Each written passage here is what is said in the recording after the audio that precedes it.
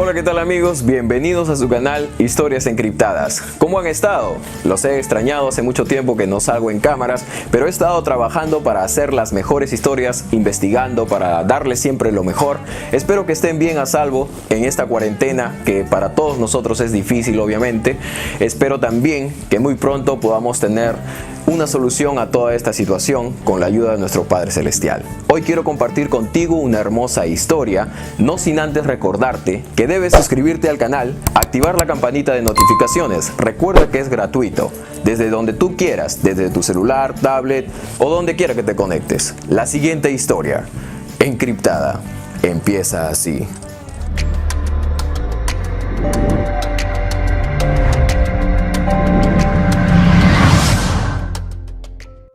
Mamá volverá pronto, le dijo su abuelo, pero ella no imaginaba lo que él escondía. Nada suele marcar más el espíritu de un ser humano que el amor incondicional que nos dejan los abuelos en la vida, sobre todo si éste se convierte por alguna razón en la única persona con la que uno puede contar. Creo que cuando Dios dijo una vez que volveríamos al polvo, se refería a nuestros orígenes más que a perecer y quedar en el olvido.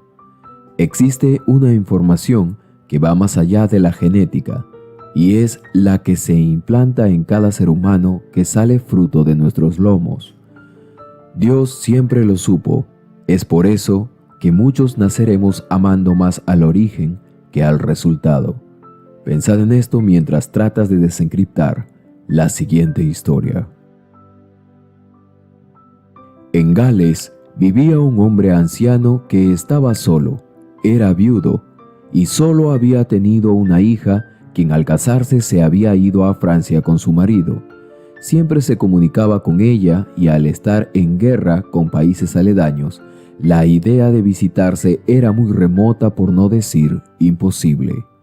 El único medio de comunicación por años habían sido las cartas, las cuales tardaban hasta un mes en llegar a su destino. El hombre, mientras tuvo mucha fuerza, había mantenido en orden su casa y su finca, pero poco a poco empezaba a perder fuerza y también movilidad, y esto sumado a su soledad, ya casi no tenía mucho ánimo. Empezó a vender un poco de sus tierras para mantener los caballos y cabezas de ganados que había acumulado durante años.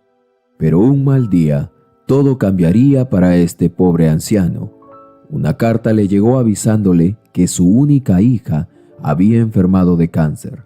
Hasta ese momento, él sabía que tenía una nieta, la cual solamente había visto por medio de fotografías, y estando en los peores días de su vida, no hallaba consuelo para enfrentar la idea que su única hija, en breve, moriría. Las cartas cada vez llegaban con mayor frecuencia, y en una de sus últimas cartas, su hija le confesó que hacía 5 años ella se había separado del padre de su hija y de éste nada sabía. Qué tristeza le causaba, pero el peor miedo ahora y lo que más le preocupaba al anciano era el destino de su nieta si su hija falleciera. Durante mucho tiempo investigó e indagó, buscando la forma de que, de algún modo, él pudiera ir a Francia. Se le había ocurrido hasta ir a pie, pero el miedo le embargaba al saber que solo tenía poco tiempo antes de que una carta le llegara avisándole del deceso de su única hija. Los días se le habían tornado negros, y lo peor era que al estar atado de manos por las relaciones entre países y los conflictos, no podría imaginar ni siquiera despedirse de su hija, y también le carcomía el corazón de que su nietecita dentro de poco, a su corta y tierna edad, tendría que enfrentar la idea de que no volvería a ver a su madre con vida nunca más. En esos días también estaban enviando soldados y personal para apoyar a los países aliados. ¿Sería esa la forma?, se preguntaba, mientras muchos se alistaban para viajar en el tren rumbo a las bases militares. Seguido de esto se sabía que todos se embarcarían en un buque hacia Francia. Una tarde, mientras se dirigía a entregar otra carta avisándole a su hija que pronto iría con ella, escuchó que unos hombres de edad se disponían a embarcarse como ayudantes de cocina, mantenimiento de buques o cocineros. Así el anciano no lo pensó más y, estando desesperado, se ofreció a ir como cocinero en un buque de guerra. Su plan era simple: apenas toque tierra, llegaría a Francia y buscaría a su hija para al menos despedirse y conocer a su pequeña nieta. Y así fue. Aunque tuvo que navegar por casi 7 meses, durante ese tiempo se hizo amigo de un teniente, quien empezó a sospechar del anciano por la determinación que éste tenía por ir a Francia. Un día se les anunció que desembarcarían pronto algunas municiones en Francia. Su plan se activó, apenas y le habían dado 12 horas, pero para él eran vitales. Todos despejarían la mente en ese tiempo, incluso los tripulantes del buque de guerra. Al pisar la ciudad, pensaba en cómo estaría su hija. ¿Soportaría verla mientras quizá agonizaba?, se preguntaba mientras su cansado corazón desfallecía en el camino. Las lágrimas caían por sus agrietadas y envejecidas mejillas. En su mente pensaba que 12 horas no eran suficiente para que él pudiese despedirse de su hija, a quien no había visto por más de 20 años. En su pensamiento solo estaba la misión ahora de ir por su nieta, pues su hija nada le esperaba más que la muerte. Ambroise Paré, repetía en su mente. Era el nombre del hospital donde tenían a su hija. ¿Usted sabe dónde queda el hospital Ambroise Paré?, preguntaba a cuanto transeúnte se le cruzaba. En el tercer intento, alguien le señaló el lugar, y se dio cuenta que había estado dando vueltas cerca y no lo había reconocido. Al llegar, su corazón latía cada vez más fuerte. Preguntó por ella al portero. «Sí, señor, ¿usted quién es?», le dijeron en su idioma. Pero él simplemente avanzó haciendo caso omiso a lo que éste le decía. «Es mi hija», dijo después de tanta insistencia, con el poco francés que sabía. «Número 44», dijo el portero, algo confundido. Caminó por un pasillo muy largo. El 44, se decía ahora. ¿Qué tan lejos puede estar? No tanto como Gales, se respondía en la mente. Y dando unos pasos más, llegó. Habitación 44. Allí estaba. Al verla, no pudo soportar más y rompió a llorar. «¿Dónde está la bebé?», preguntaba mientras intentaba reponerse. «Se la llevó una enfermera», contestó su hija, quien ya casi soltaba su último aliento. «Vida mía», dijo el anciano, algo cansado y agitado. «Te crié tan pequeña, tu madre te amó tanto, que no le importó que te vinieras tan lejos con tal de que seas feliz. Y mírate ahora». Esto decía mientras sollozaba. Realmente era la escena más triste y desgarradora que alguien podría imaginar. Allí estaba el anciano, acariciando a su pequeña después de años. La había venido a ver desde el otro lado del continente, solo para despedirse, pues ahora le quedaban solo 6 horas y tendría que volver al buque. Llevaría a su nieta a bordo para que viviera con él en Gales, pero la realidad le golpeaba cuando sabía que su hija, aunque agonizaba, aún vivía y la tendría que dejar. «Llévala contigo», decía su hija. El anciano secaba sus lágrimas. «Sí, mi vida, lo haré. Ojalá no tuviera que dejarte acá», contestaba el anciano, con la voz desquebrajada. «Solo toma sus cosas», le decía su hija otra vez, «y vete. Dile que yo iré después, ¿de acuerdo?». Ambos seres humanos lloraban al ver la realidad que les había tocado vivir. El anciano tomó una mochila con las cosas de la pequeña. Justo iba de salida cuando ésta se le atravesó. «Él es tu abuelo, hija, al que le enviábamos cartas a Gales, ¿recuerdas?». La pequeña lo observó muy detenidamente y muy de cerca. Metió la mano en su bolsillo y sacó una pequeña foto. «Sí», gritó, «eres tú». «Abuelo», dijo soltando una sonrisa. El anciano tuvo que tragar saliva y contener su llanto. No podría mostrarle la realidad que ahora tenía enfrente. Tendría que ser fuerte para decirle que él se iría con ella en el buque. No tuvo mejor idea que decirle que él tenía un barco y que podrían ir a dar una vuelta mientras su madre recibía medicina para que se curara pronto. Sí, contestó la pequeña. Bueno, despídete de tu madre y vámonos, que lo dejé encendido. Ah, claro, abuelo, contestó ella. Pero daremos una vuelta y luego vendremos por mamá. Sí, hija, pero ella vendrá tan pronto como le pongan la medicina. De acuerdo, contestó la pequeña nuevamente. El anciano tomó aire y se dibujó una sonrisa para llevar a su nieta rumbo al muelle. Observó a su hija por última vez y, diciéndole que la amaba, tomó de la mano a la pequeña y se fue. Cada paso que daba hacia aquel buque de guerra, pensaba en su pequeña hija, a quien la había criado desde pequeña y a quien ahora acababa de dejar agonizando en aquel frío hospital. Atrás estaba la tristeza y por delante el optimismo de seguir por su pequeña nietecita. Llegaron a la tabla que los conduciría al buque, cuando el oficial, un capitán, lo detuvo. ¿Cómo? «No puedes traer a esa pequeña», le dijo. «¿Quién es?»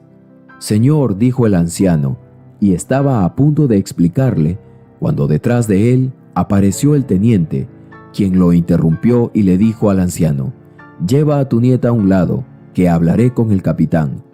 Y diciéndole esto añadió: «Señor, mi capitán, el señor Froilán me pareció sospechoso cuando subió al barco. Se me hizo extraño que un hombre de su edad se enlistara para la guerra, sobre todo como cocinero, por lo que teniendo mis dudas, lo he seguido y he descubierto que este hombre, este anciano, ha viajado por más de 6 meses con la esperanza de que atraquemos en el puerto de Rochelle, solo para despedirse de su hija, quien agoniza en estos momentos mientras hablamos. Tiene una enfermedad incurable. Ella ahora yace probablemente en los brazos de nuestro Creador. Por esa razón, al tener ella una hija, quien es nieta del señor Froilán, él la ha tenido que traer, pues a nadie tiene acá. Señor, le suplico, le ruego, haga usted una excepción y por humanidad le permita a este anciano lleve de regreso a su pequeña nieta a Gales y le dé una mejor vida». Y diciéndole esto, el teniente no pudo contener sus lágrimas. El capitán, al escuchar la historia, se conmovió en extremo y dándole un abrazo al anciano le dio la mejor habitación para los dos. «En un mes volveremos a Gales», dijo. «Pónganse cómodos y disfruten el viaje». «Mi madre, ¿cuándo vendrá?», preguntó la pequeña, y el anciano respondió: «Mamá volverá pronto, no te preocupes». Pero esta respuesta solo alargó el tiempo de espera, pues no la convenció. Desde ese día, la pequeña lloró casi cada día durante el viaje. Intentaba volver con su madre, sin embargo, ya no había forma de regresar. Los días pasaron, los meses también, y los años se anidaron en su corazón. Con el tiempo supo la verdad de todo. Nada ni nadie podría describir el dolor que este anciano tuvo que soportar, porque este anciano era mi abuelo, y gracias a él ahora estoy acá, frente a él. Se ha reunido con mi madre, se ha ido de esta vida. Sin embargo, le estoy muy agradecida. Supongo que deben estar felices de verme que logré hacerme de sus posiciones aquí, y para bien. Gracias, abuelo Froilán. Siempre vivirás en mi corazón. Con amor, tu nieta, en Gales. Qué duro tener que enfrentar una situación así, mis queridos suscriptores y suscriptoras. Creo que nadie está hecho para soportar la dureza de la vida de esta forma, sus adversidades sobre todo. Los que verdaderamente sienten ese fuego que produce amar de verdad, sin duda alguna, son los únicos que podrían superar un evento como este. Espero que esta historia les haya hecho reflexionar. A veces el amor de un abuelo vence hasta su propio dolor para dar lo mejor y lo último por los que tienen el futuro enfrente. Fue criado en un burdel y vivió pobre, pero nadie imaginaba quién era realmente. Hay veces en la vida en las que apartamos la mirada en los momentos más difíciles, pero son justamente esos momentos los que separan a una persona normal de un rey.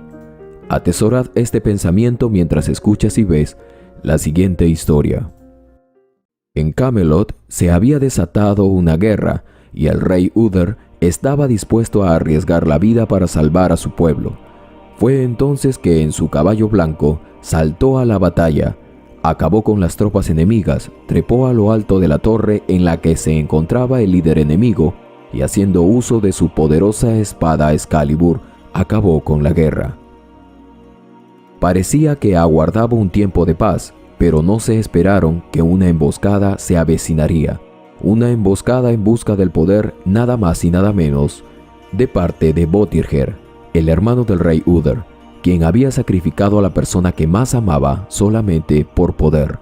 De esta forma había logrado vencer a su hermano el rey y logró tomar la legendaria espada Excalibur. Pero Botirger no contaba con lo que el rey Uther estuvo dispuesto a hacer. El rey Uther clavó la espada en su cuerpo, convirtiéndose así en piedra, para que en un futuro solamente el verdadero rey logre sacarla, y seguido de esto se hundió en el fondo del mar, afuera del castillo. Un día, en Londinium, arribó un pequeño bote, el cual tenía en su interior lo que parecía pieles de animales.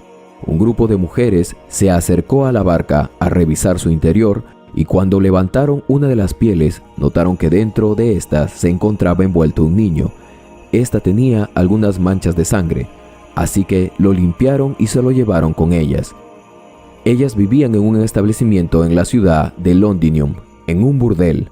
Sí, este pequeño niño, al que habían encontrado en una barca, fue criado por mujeres que trabajaban en aquel burdel, mujeres de la vida fácil. Estas trabajaban ofreciendo sus servicios como acompañantes, pero estas mujeres le dieron la mejor educación y cuidados que había podido tener, y también le dieron un nombre, llamándolo Arturo. Arturo fue un niño que siempre se metía en problemas, pero esto no hacía más que avivar sus emociones, pues veía que cada vez que cumplía con un favor le daban monedas de oro o de plata, y así empezó. Hacía favores por todos lados y el dinero que recaudaba los iba guardando en cofres que tenía. Era un instinto que nadie sabía de dónde lo había sacado. Se la pasaba así diariamente, ahorrando dinero, y a medida que fue creciendo, también entrenó. Entrenaba su fuerza y su destreza, para que así pudiera defender al establecimiento en el cual había sido criado y también a las mujeres que se habían preocupado por él cuando apenas era un niño. Cabe recalcar que Arturo tenía un serio problema con pesadillas, pues no pasaba ni una noche en la que él no las tuviera. Pasaron muchos años, Arturo ya era un joven adulto, sus habilidades de pelea habían mejorado y el establecimiento que estaba bajo su cuidado se hacía cada vez más popular, pero lo más sorprendente fue que un día, tras despertar de una pesadilla, el agua a las afueras del castillo de Camelot se había secado y por consiguiente la espada fue revelada. Todos los caballeros oscuros, quienes pertenecían al reino, estuvieron allí, tratando por horas y casi días de sacar la espada, pero nadie lo podía conseguir. Botirger, tras ver que la espada se había revelado, se retiró furioso y encargó a todos los varones que tengan hasta 26 años que vayan a intentar retirar la espada, para así poder encontrar al legítimo rey y por ende matarlo. Eran alrededor de las 6 de la tarde en el burdel. Arturo se encontraba en el establecimiento cuidando a las chicas que estaban allí, cuando de pronto empezaron a golpear ferozmente la puerta. Cuando Arturo abrió, se topó con los caballeros oscuros. Estaban buscando a un traidor que se había ocultado en los alrededores. Arturo, para evitar problemas y evitar poner en riesgo a las trabajadoras, tuvo que delatar a ese hombre, que era conocido como el escurridizo Bill, quien estaba siendo buscado por todo el ejército del reino. Pero además de eso, el sargento oscuro pidió información sobre un vikingo que se llamaba Barba Gris, una mujer llamada Lucy y un joven que presuntamente pintarrajeaba las paredes del reino en son de la rebelión que se llamaba Azul. Arturo lo explicó todo y mencionó que el joven al que estaban buscando, que se llamaba Azul, no era ningún delincuente. Se trataba de un buen muchacho y les dijo que fue él quien detuvo a aquellos jóvenes que estaban pintando las paredes del reino por la mañana. Claro, obviamente lo estaba encubriendo. Entonces prosiguió. Dijo también que por la tarde fue a ver a uno de sus amigos, George, quien fue la persona que le había enseñado a defenderse a Arturo, y este le mencionó que habían llegado unos vikingos que se habían puesto muy agresivos y que habían atacado a Lucy, una de las mujeres que siempre había cuidado a Arturo. Arturo, al escuchar esto, se molestó demasiado y junto a sus amigos fueron a ver a Barba Gris, el jefe de los vikingos. Arturo pidió que se disculparan por lo que habían hecho y que pagaran por los daños. El vikingo hizo caso omiso, así que Arturo le dio la señal y una flecha cayó en la pierna de uno de los compañeros de Barba Gris. Arturo aprovechó y le quitó su espada y con esta lo amenazó. Barba Gris no tuvo mayor opción que pagarles, pero había algo que Arturo no sabía. Por primera vez él no estaba enterado de algo, y eso era que los vikingos se encontraban bajo la protección del rey y debido a eso iba a tener que pagarlo caro. Arturo hizo caso omiso y por la madrugada lo despertaron lo más rápido posible. Le avisaron que los hombres del rey se encontraban allí, así que le dijeron que tenía que escapar antes de que lo ejecutaran. Arturo se puso de pie lo más rápido posible y salió por la ventana mientras el ejército estaba tratando de derribar la puerta del establecimiento. Para su mala suerte, Arturo se topó con otro grupo de soldados, y estos, al verlo, le preguntaron su edad. Se dieron cuenta entonces que era joven y lo obligaron a tomar un barco para que fuese a hacer la prueba de la espada y para que le pusieran la marca. Arturo no tuvo otra opción. Llegó al lugar y al ver a los alrededores se dio cuenta que el rey hacía tratos y esclavizaba con los hijos de los deudores, algo que él sin duda alguna repudiaba. En ese momento, furioso, caminó pasando entre toda la multitud y fue rumbo a probar si podía sacar la espada, para que le dieran la marca y para que se pueda retirar. Arturo se paró delante de la espada, la tomó con las dos manos, pero algo ocurría. Cuando la tomaba sentía que sus pesadillas estaban volviendo a él, y eso no era todo, sino que también sentía como un mareo y una carga inmensa de poder.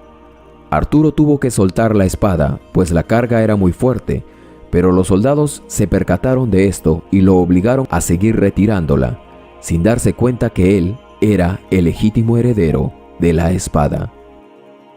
Todos se quedaron atónitos cuando Arturo logró sacar la espada. Todos los soldados fueron a intentar acabar con él, para así terminar de una vez con la leyenda que se había formado, y en ese momento sucedió lo impensable. Arturo no soportó más y cayó al suelo. Seguido de esto se desmayó. Arturo fue llevado a una prisión en el castillo. Allí el mismísimo rey lo amenazó y le dijo que sería ejecutado públicamente y que si se resistía o decía alguna palabra, todos sus conocidos y todas las mujeres que trabajaban y vivían en el burdel serían ejecutadas juntas con él. Arturo prácticamente no tenía otra opción, así que decidió acatar esas órdenes. El rey Vortigern se estaba alistando para salir al público y demostrar su fuerza y poder, pero lo que realmente quería era humillar a Arturo para que seguido de esto fuera ejecutado. Así que para hacer que Arturo siga al pie de la letra lo que había dicho, decidió matar a Lucy frente a sus ojos, y le dijo que si intentaba rebelarse, eso le sucedería a las demás mujeres. Arturo, como era de esperarse, no tenía más opción. El rey Vortigern salió y demostró su poder al pueblo. Luego hizo que traigan a Arturo, quien fue humillado enormemente. Seguido de eso, lo pusieron sobre una mesa e hicieron llamar al verdugo. Pero justo en ese instante, justo cuando el verdugo iba a tomar su arma, apareció un enorme águila que se dispuso a detener al verdugo. Luego los animales empezaron a alborotarse y se dispusieron a impedir que Arturo fuese ejecutado. De la nada apareció un grupo de rebeldes que liberaron a Arturo. Se hicieron paso entre los soldados y el pueblo y saltaron desde una pendiente al mar, escapando así del ejército oscuro que yacía en el castillo de Camelot. Después de esto, se fueron al escondite de la rebelión. Todo el ejército oscuro empezó a buscar a Arturo y en el paso destruyeron todo lo que encontraban, incluido a la mitad de todos los habitantes del pueblo de Londinium. Fue entonces que Arturo furioso empezó a idear una forma junto al grupo de la rebelión para provocar al rey y hacer que vaya a Londinium. Comenzaron hundiendo las barcas que transportaban la piedra para construir su torre. Liberaron a los esclavos que eran transportados hacia otros reinos, pues el rey Vortigern tenía a jovencitos para conseguir riqueza en su reino. También incendiaron uno de los castillos favoritos del rey, haciendo que el brandy encendiera el lugar, dejándolo completamente carbonizado. Por otro lado, el rey se encontraba haciendo negocios con los vikingos y les ofrecía 10,000 jovencitos y 5,000 más cada año, todo para que puedan atravesar sus mares sin ninguna complicación. Y como era de esperarse, los vikingos aceptaban. Fue en ese momento cuando el rey decidió ir a Londinium, para de esa forma acabar de una vez por todas con la rebelión. Ese día llegó alguien a la guardia de la rebelión, Maggie, quien siempre paraba en contacto directo con el rey, y les dio la noticia que el rey iría a Londinium, para que hable con los varones y les advirtió que el poder de Vortigern cada vez estaba aumentando más. Arturo y la rebelión empezaron a preparar todo para ir al pueblo y acabar de una vez con el rey. Se pasaron todo el día planeándolo y finalmente habían culminado sus planes. Llegó el día que tanto habían esperado. Por fin estarían a punto de culminar con toda la travesía, pero justo segundos antes de que disparasen la flecha que acabaría con el rey, Arturo se dio cuenta que ese no era Vortigern y que realmente todo era una trampa. Pero aún así soltaron la flecha y las alarmas saltaron, dándose cuenta que realmente todo había sido una trampa. Buscaron la manera y tras perder algunos hombres lograron esconderse. Fue allí que bajo esa tensión Arturo logró revelar el poder de la gran espada Excalibur. Gracias a esto lograron escapar al anochecer. Lamentablemente las pérdidas no faltaron y la tristeza abundaba por todos lados. Arturo se dio cuenta que a pesar del poder que tuvo, no pudo lograr salvar a sus amigos, y eso lo llenó de impotencia, e intentó deshacerse de la espada pues creía que era una maldición, pero en ese momento se le apareció la dama del lago y le hizo recordar el por qué tenía que convertirse en el nuevo rey y le devolvió la espada. Cuando todos llegaron al escondite, se toparon con un caballero oscuro, quien le dijo que Arturo debía ir al castillo desarmado y solo, pues ellos tenían al pequeño Azul y a la maga que tanto les había ayudado. Arturo no tenía otra opción nuevamente. Llevaron la espada primero para poder recuperar a la maga. Y al día siguiente fue Arturo. Él entró al castillo en un caballo, totalmente despreocupado, pues tenían un plan para salir de aquella situación. Además, pase lo que pase, Azul era mucho más importante para él. Los guardias lo inspeccionaron y sujetaron con sogas y seguido lo llevaron ante el rey. La maga previamente hizo entrar a una serpiente al castillo, la cual usó como cebo para que el rey Vortigern clavara la espada en algún lugar, pues sabía que si lo hacía, ya no la podría utilizar. Pero eso no fue todo. Se lograba escuchar un sonido que venía de afuera. Era como si la tierra temblara. Era una enorme serpiente, capaz de devorarse a un soldado de un solo bocado, la cual estaba bajo el control de la maga. Gracias a esta, Arturo logró recuperar la espada y de esta forma se libró de las sogas que se le habían puesto. Vortigern escapó y su último intento para hacerse con el poder fue el sacrificar nuevamente aquello que más amaba, al igual como lo había hecho en el pasado, solo que esta vez sacrificaría a su única hija. Derramó su sangre y se hizo con el poder, con el cual intentaría derrotar a Arturo. Mientras Vortigern preparaba todo, Arturo fue a ayudar en el combate y liberó el poder de la espada, derrotando así a todos los enemigos y llevándolos a su rendición. Arturo encontró a Vortigern en el mismo lugar en el que él había matado a su padre muchos años atrás, y tras una insaciable batalla, Arturo terminó victorioso, demostrándole a Vortigern que solamente el verdadero rey podría liberar a toda esa gran nación. Arturo fue proclamado rey de Inglaterra y tuvo una charla con los vikingos, quienes exigía que se respete el acuerdo que habían tenido anteriormente, el cual consistía en entregarle a jóvenes a cambio de dejarlos ir por sus mares, a lo que Arturo les contestó que eso no sería posible, y a pesar de los fuertes intentos de los vikingos porque reconsidere su propuesta, Arturo ya la tenía, y era un ferviente no, e incluso amenazó a los vikingos diciéndole que ahora no se estaba dirigiendo al hombre con el que había hecho negocios anteriormente, sino que se dirigía a Inglaterra y a todos sus súbditos bajo la protección de su rey, y culminó diciéndoles: «Usted elige ahora, puede arrodillarse ante Inglaterra o bajaré de este trono y se enfrentará a mí como el hombre que conoció antes», haciendo que los vikingos de esta forma se arrodillaran e invitándoles a cenar. «¿Para qué tener enemigos pudiendo tener amigos?», fueron las últimas palabras que les dijo, y así él pasaría a ser recordado como el rey Arturo.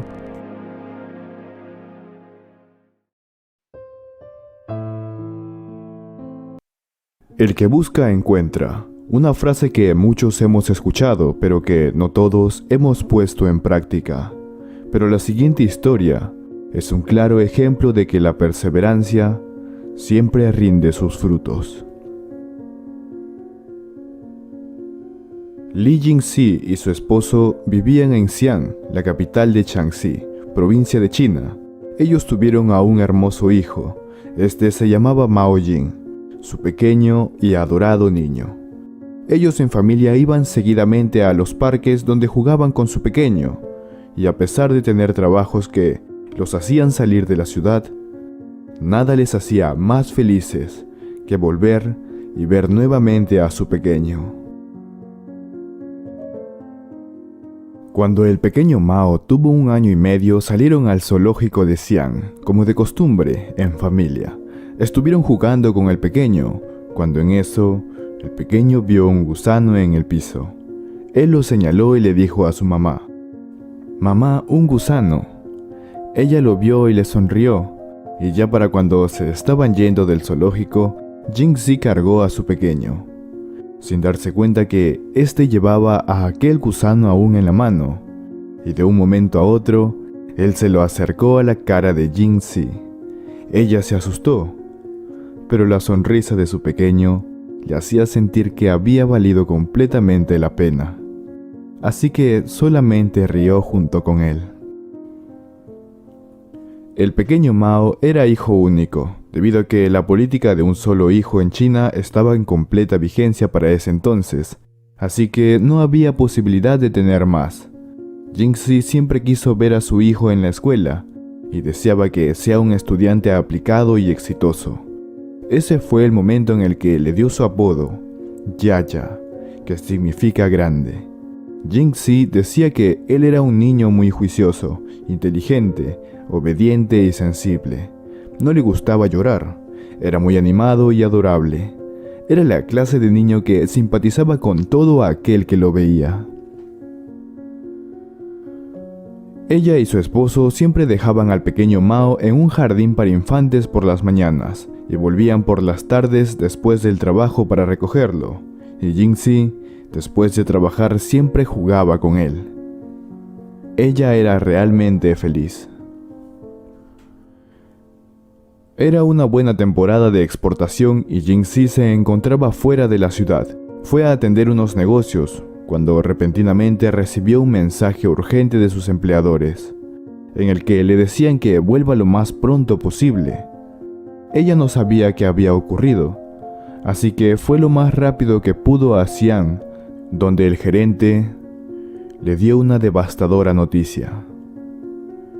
Este le dijo: Su hijo está desaparecido. En ese instante la mente de Jing-Si se nubló por completo y creyó que el pequeño se había perdido. En ese entonces el pequeño Mao tenía 2 años y 8 meses y esta noticia sin duda dejó estupefacta a Jing-Si. Su esposo explicó lo que había sucedido. Dijo que había recogido al pequeño Mao del jardín y que había hecho una pequeña parada para conseguir un poco de agua para su pequeño. Había ido a un hotel que le pertenecía a la familia. Dejó a su pequeño unos segundos y cuando se dio la vuelta, Mao Jing había desaparecido. Jing-Si trató de estar calmada y pensaba que su hijo solo se había perdido y que seguramente alguna buena persona lo llevaría con la policía y así se lo devolverían. Pero nada. Pasaron los días y se dieron cuenta de que su pequeño quizá nunca vuelva a aparecer. Ella y su esposo empezaron a preguntar a los alrededores del hotel por si alguien había visto a Mao Jing, pero no obtuvieron ninguna información. Ellos imprimieron 100,000 volantes con su foto y lo distribuyeron por todas las estaciones de tren y autobús en Xi'an. También colocó avisos en la sección de personas desaparecidas en los diarios locales, pero todo lo que hicieron no tuvo éxito. Jing-Si se sentía totalmente destruida. Quería llorar, quería gritar. La sensación que tuvo en ese instante no lo podía describir. Según lo que ella decía, era como si su corazón se hubiese vaciado. Cada que ella llegaba a su casa se echaba a llorar al ver la ropa de su pequeño desaparecido, sus zapatitos, sus juguetes. Ella simplemente no podía dejar de llorar. En esa época el tráfico de menores era un problema en China.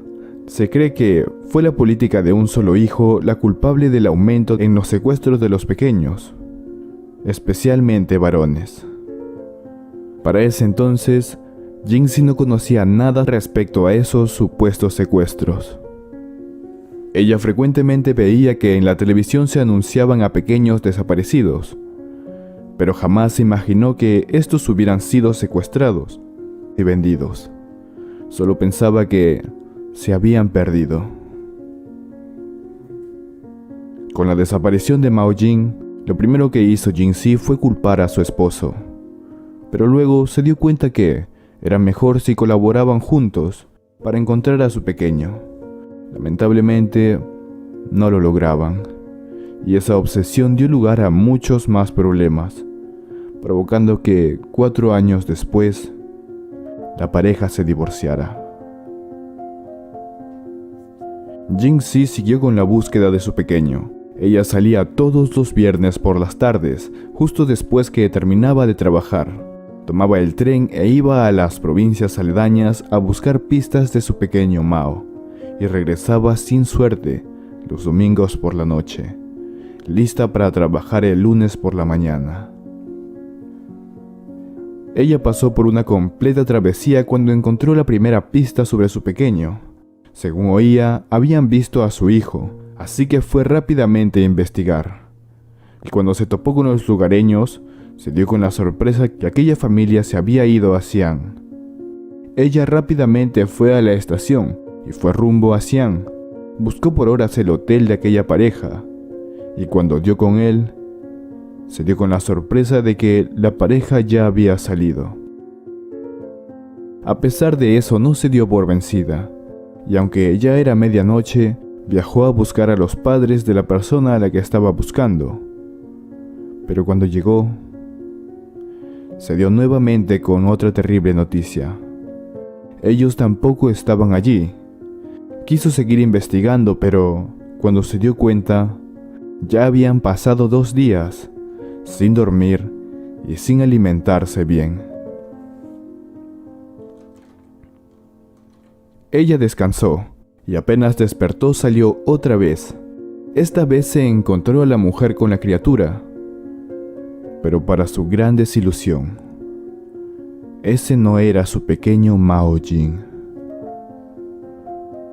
Al percatarse de eso, sintió como un baldazo de agua fría. Realmente creía que ese era su pequeño. Todas sus esperanzas se estaban perdiendo tras descubrir que no fue así. Ya lo único que le quedaba era llorar. Los familiares de Jing-Si temían que le fuese a dar un colapso mental, pues se podía ver que la preocupación que ella sentía le hacía pasar malos días. Y gracias al consejo de un compañero de estudios que era médico, se internó en un hospital, en donde el doctor que la atendió le dijo: «Puedo tratarte tus males físicos, pero en cuanto a los males del corazón, eso está en tus manos». Esas palabras la pusieron a pensar mucho. Ahí se dio cuenta que no podía seguir así. Sabía que si no controlaba sus emociones, podía enloquecer. Y si enloquecía, no podría ir a buscar a su hijo. Peor aún, y si es que un día regresaba y viera a su madre con un problema mental, eso seguramente sería una gran tristeza para él. Así que desde ese momento decidió que se esforzaría para encontrar a su hijo y que trataría de no alterarse. La hermana de Jing-Si empacó todas las ropas y juguetes del pequeño Mao, para que así su hermana no tenga que verlos y no se sienta triste. Jing-Si se percató de algo en ese entonces. Se dio cuenta que, como ella, había muchos más padres que buscaban a sus hijos desaparecidos, y eso no solo era en Xi'an. Así que empezó a trabajar con ellos. Conformaron una red que abarcaba casi todas las provincias en China, y se enviaban mutuamente bolsas llenas de volantes para fijarlos en las calles de su ciudad. Esta nueva iniciativa también generó más pistas, aunque tristemente ninguna acercaba a Jing-Si a su pequeño Mao. Jing-Si visitó 10 provincias chinas en su búsqueda y no había tenido ningún éxito en ello. Ella trabajó como voluntaria en el sitio web que se dedicaba a reunificar familias con sus hijos desaparecidos. Ella en ese entonces dejó de sentirse sola, y el ver a tantas personas ayudándose mutuamente le hicieron derramar lágrimas de felicidad. Cabe recalcar que para ese entonces su hijo Mao Jing ya llevaba 19 años de desaparecido.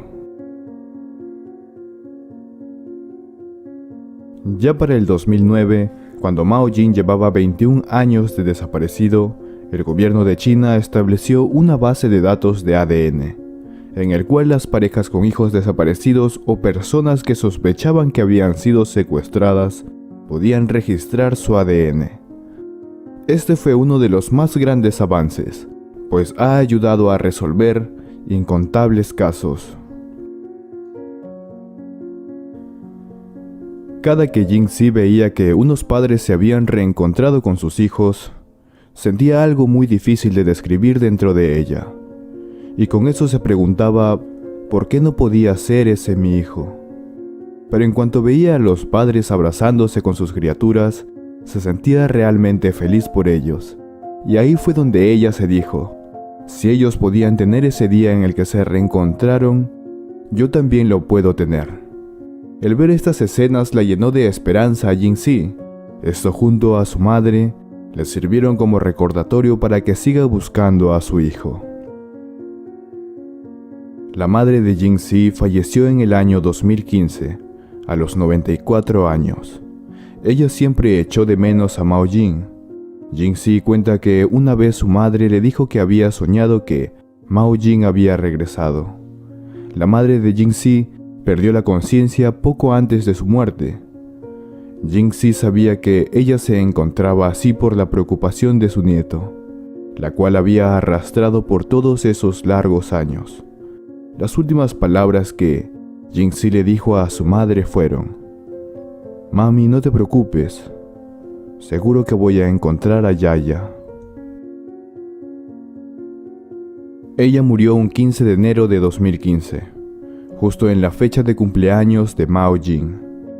Ella en ese momento sintió que esa era la manera en la que Dios le recordaba que no olvidara a la madre que le dio la vida, y tampoco al pequeño al que ella parió. pues el mismo día en el que falleció uno, el otro nació.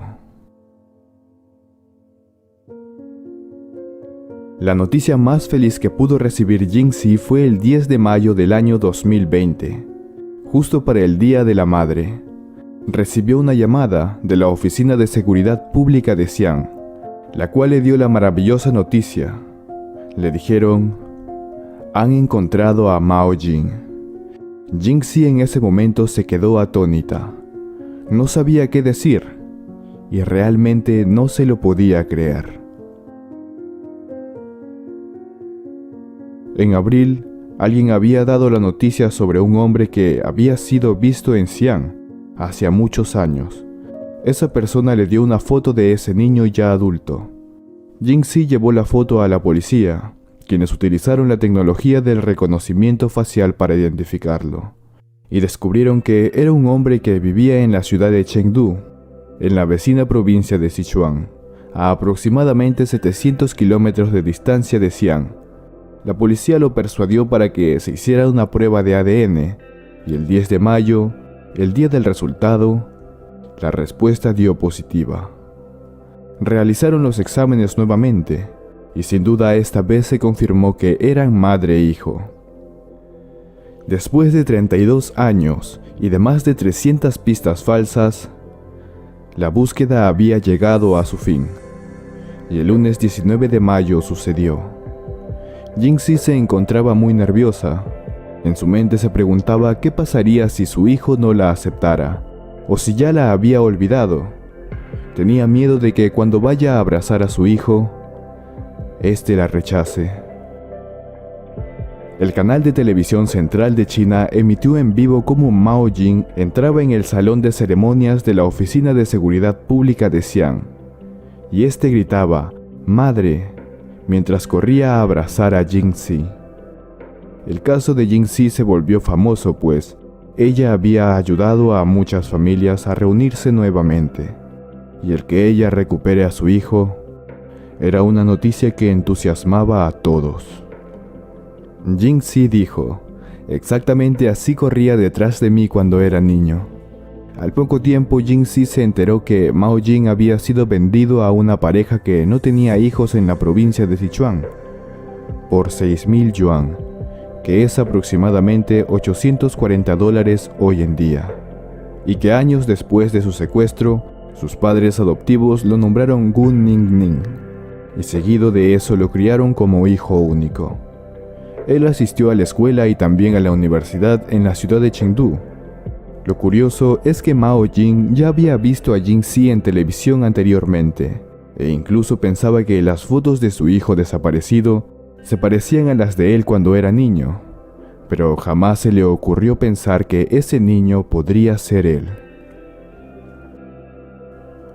Cabe recalcar que la persona que le dio la pista a Jing-Si sobre el paradero de su hijo prefirió mantener el anonimato. Jing-Si junto a su hijo pasaron un tiempo juntos, en el que pudieron ver y contarse experiencias que pasaron. Lamentablemente Mao Jing, o como ella le suele decir, Yaya, no recuerda nada de lo que sucedió antes de sus 4 años.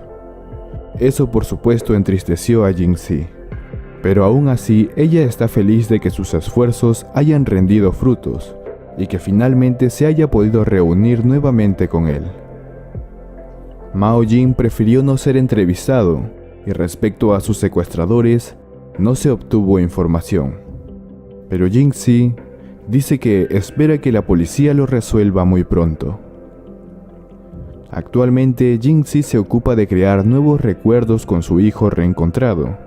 Se han tomado muchas fotos juntos desde que se volvieron a encontrar. Su foto favorita es la que se tomaron el día después del reencuentro, cuando estuvieron a solas en un parque, en la que se les puede apreciar unidos y felices de estar juntos nuevamente.